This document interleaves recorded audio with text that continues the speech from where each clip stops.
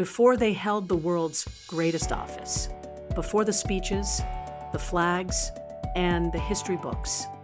America's presidents were just people trying to survive, earn a living, and figure out who they were. And some of their first jobs, not presidential at all. This is the strange, surprising, and sometimes unbelievable story of what U.S. presidents did before they ran the world. Let's start with the man who built America's highway system, while once being a clothing salesman. Before becoming president, Harry S. Truman sold men's suits in a small haberdashery. He stood behind a counter, measuring waistlines instead of borders, offering ties instead of treaties. He failed so badly in business that he went bankrupt. Yes, the future leader of the free world once couldn't keep a shop open. But that failure taught him something priceless: stubborn survival. And years later, that same man would decide the fate of a world war. Then there's Jimmy Carter, future president and peanut farmer.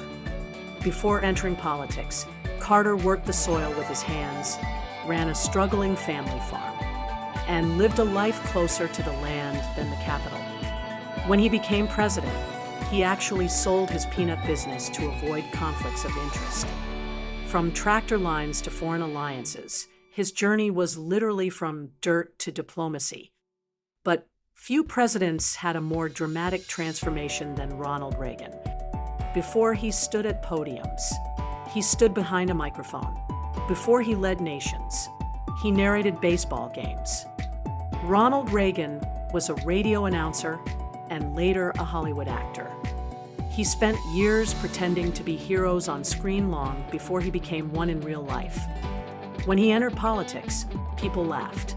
An actor, they said, but Reagan took his storytelling skills and turned them into speeches that moved millions. He didn't stop acting. He simply changed the stage. And then there's Abraham Lincoln, born into poverty, raised in dust, and sharpened by struggle. Lincoln grew up chopping wood, working farms, and bartending as a rail splitter and store clerk. He once ran a small shop where he sold supplies to travelers. No money, no status, just raw grind. And from that life of labor emerged a mind that would end slavery and hold a fractured country together. But wait until you hear this one. Herbert Hoover, future president, was once a mining engineer. Before the Oval Office, he dug into the earth, traveling the world for minerals and fortune. He worked in China, survived a rebellion, and made millions in mining development. By the time he became president, he'd already lived a life that felt like an action novel. Then there's Ulysses S. Grant, a war hero, yes, but before that, a failed father, a small-town clerk, a man who sold firewood on the street just to feed his family. People forget this. The man who accepted Confederate surrender at Appomattox once stood desperate in line to sell bundles of wood. No glory, no uniform, just hunger. And speaking of uniforms, Lyndon B. Johnson once worked as a high school teacher in Texas. Before becoming president during one of the most turbulent eras in American history, he taught poor students who couldn't afford books. He saw children arrive hungry, leave early for work, and struggle with life far too young. Those classrooms shaped the laws he would later write. Just imagine, a teenager once sitting in his classroom, later voting under his presidency. Then we have George W. Bush, future president and professional baseball team owner. Before running the country, Bush owned part of the Texas Rangers baseball team. His world once revolved around locker rooms and dugouts instead of foreign policy. But his success in sports would give him his first taste of public leadership. And here's one that shocks most people. Barack Obama once scooped ice cream. Yes, seriously. As a teenager, Obama worked at Baskin-Robbins for minimum wage. Before writing laws, he wiped counters.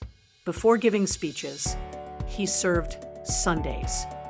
And in interviews years later, he admitted the job taught him humility and why tipping matters.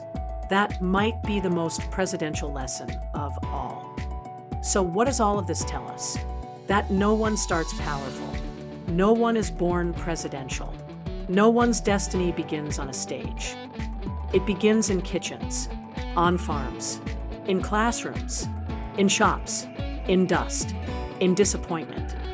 Every president you've ever known wore another uniform first.